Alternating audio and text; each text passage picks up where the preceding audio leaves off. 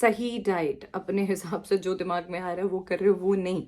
अब ये जो इन्फ्लेमेशन है ये होता क्यों है, अब ये पता कैसे लगेगा आपको है या नहीं? कच्ची हल्दी जो होती है ना वो, और साथ ही में अदरक जो है, ये बहुत हेल्प करता है। Hi everyone, very warm welcome to YouTube channel look gorgeous by Vartika. आजकल बहुत ज़्यादा वीडियोस आ रहे हैं ना। विद्या बालन ने एंटी इन्फ्लेमेटरी डाइट से वेट कम, सारी एक्सरसाइज करने के बावजूद, डाइट करने के बावजूद भी she was not able to lose weight. तो क्या है एक्चुअली एंटी इन्फ्लेमेटरी डाइट, क्या आपको करनी चाहिए या नहीं? सबसे पहले तो पता कैसे लगेगा इन्फ्लेमेशन आपको है या नहीं।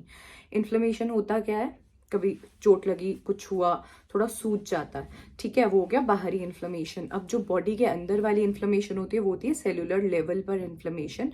बॉडी के अंदर सेलुलर लेवल पे जो सूजन आ जाती है वो इन्फ्लेमेशन होता है। अब ये पता कैसे लगेगा आपको है या नहीं? इसके लिए कुछ ब्लड टेस्ट होते हैं, जिसमें से सबसे कॉमन वाले हैं CRP, जिसमें HSCRP टेस्ट आप करवा सकते हो, और दूसरा है ESR।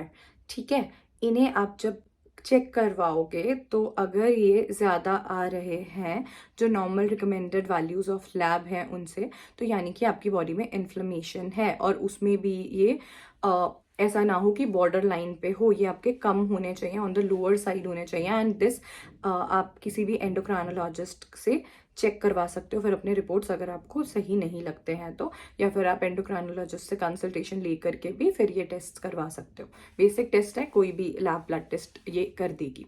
CRP में HSCRP और दूसरा एक ESR, ये टेस्ट तो करवा ही लेना चाहिए, बहुत बेसिक है और ये अफोर्डेबल हैं, तो आप आराम से करवा पाओगे। अगर इनमें भी गड़बड़ लगती है और या फिर आप अफोर्ड कर सकते हो, एंड अगर आपको थायराइड डिटेक्ट हुआ है तो एंटी TPO पेरोक्सीडेज का ये टेस्ट होता है, ये आपको करवा लेना चाहिए कि 2 या फिर 8 से कम होना चाहिए। किसी का 1500 या 2000 भी हो सकता है, यानी बॉडी में बहुत इन्फ्लेमेशन है, तो उससे आपको स्किन डिजीज या हेयर डिजीज भी हो सकता है, तो वो आप चेक करवा सकते हो अगर आपको ज़्यादा प्रॉब्लम है तो।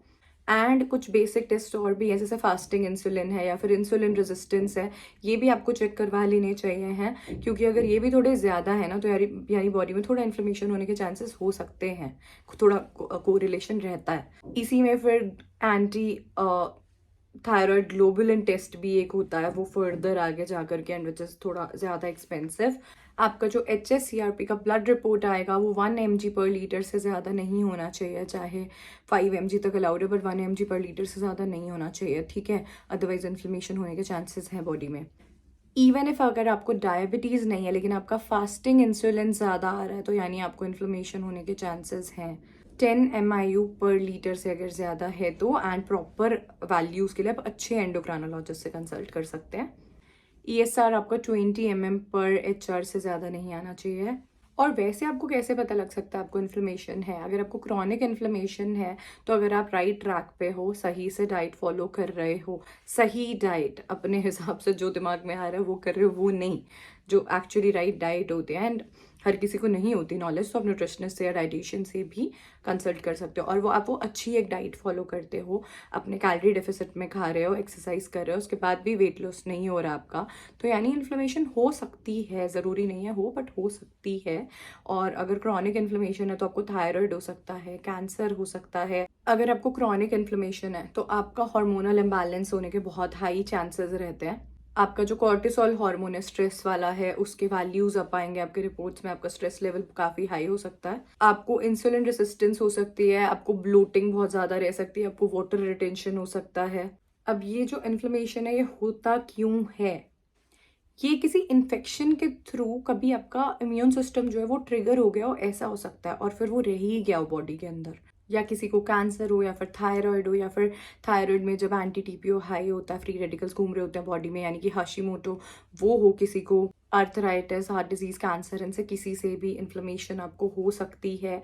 And without even you knowing आपकी बॉडी में सालों से इन्फ्लेमेशन हो सकती है। हो सकता है कि ग्लूटेन से हो रही हो या डेयरी से हो रही हो, हम जो रोटी खाते आए हैं, बचपन से खाते आए हैं, हो सकता है हमें सूट ही ना करती हो और हमें पता ही ना, और हमारी बॉडी में वो इन्फ्लेमेशन करे जा रही हो। और ऐसा भी हो सकता है जो हम दूध पीते हैं, पनीर खाते हैं, उसकी वजह से भी हमें इन्फ्लेमेशन होती है, and without even we knowing. हो सकता है हर किसी को ना भी होती हो, बट किसी किसी को हो भी सकती है, तो ये कुछ रीजंस हो सकते हैं। और इन्फ्लेमेशन होने के ये भी रीजंस हो सकते हैं, अल्कोहल हो सकता है, स्मोकिंग हो सकता है, ज़्यादा स्ट्रेस हो सकता है, स्ट्रेस बहुत ख़राब कर देता है बॉडी को। Even lack of sleeping is so important. अगर ढंग से नहीं सो रहे तो इन्फ्लेमेशन हो जाएगी बॉडी में।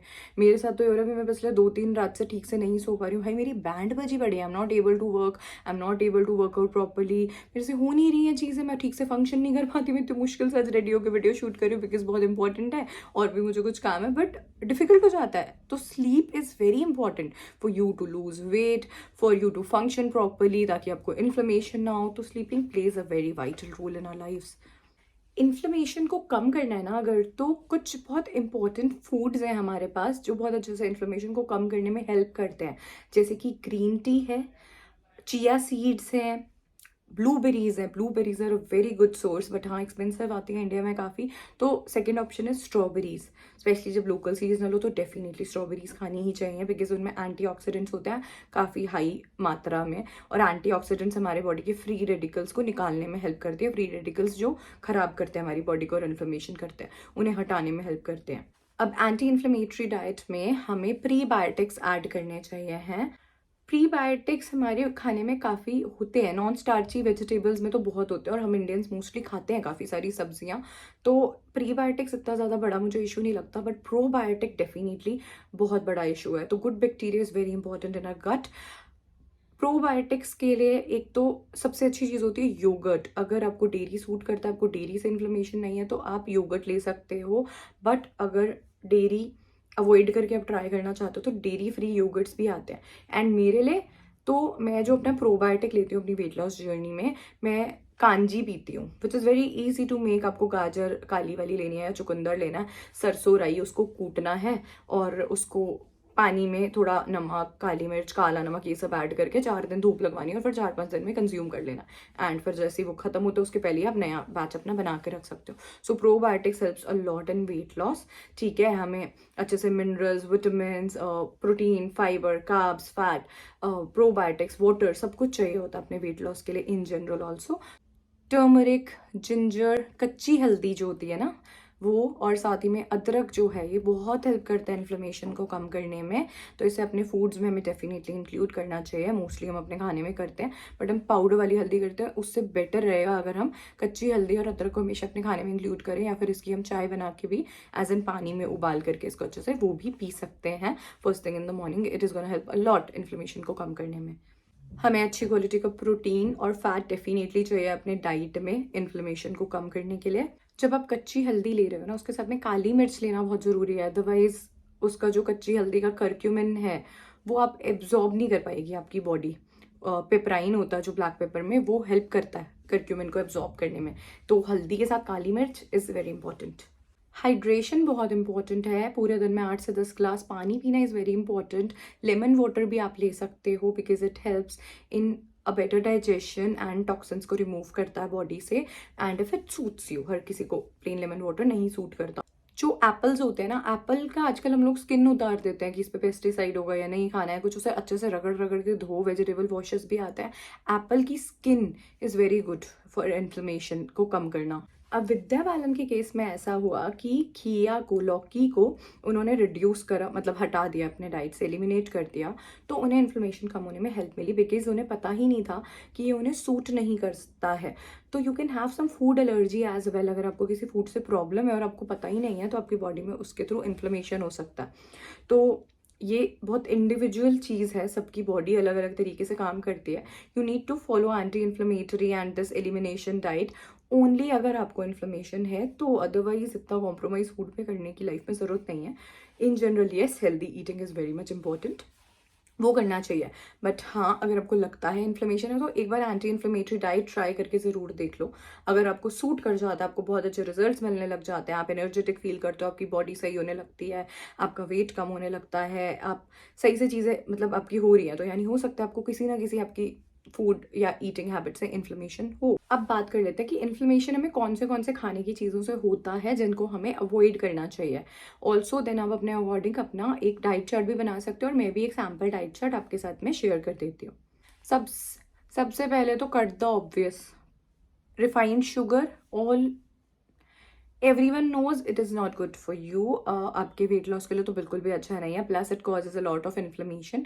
तो रिफाइंड शुगर नहीं कंज्यूम करना चाहिए है। इसकी जगह पर मीठा खाने के लिए मैं पर्सनली क्या करती हूँ, मैं मोंक फ्रूट स्वीटनर लेती हूँ। You can also try that. तो मोंक फ्रूट स्वीटनर या फिर स्टीविया आप ले सकते हो। ये बहुत हेल्दी फॉर्म्स हैं मीठा अपने खाने में चीज़ को ऐड करने के। और स्टीविया फिर भी थोड़ा आफ्टर टेस्ट ऐड करता है, बट जो मोंक फ्रूट स्वीटनर है बिल्कुल आफ्टर टेस्ट ऐड नहीं करता, बिल्कुल चीनी जैसा टेस्ट करता है। तो वो आप कंज्यूम कर लो। मीठे की क्रेविंग्स है, खुद मीठा बना लो उसकी हेल्प ले करके।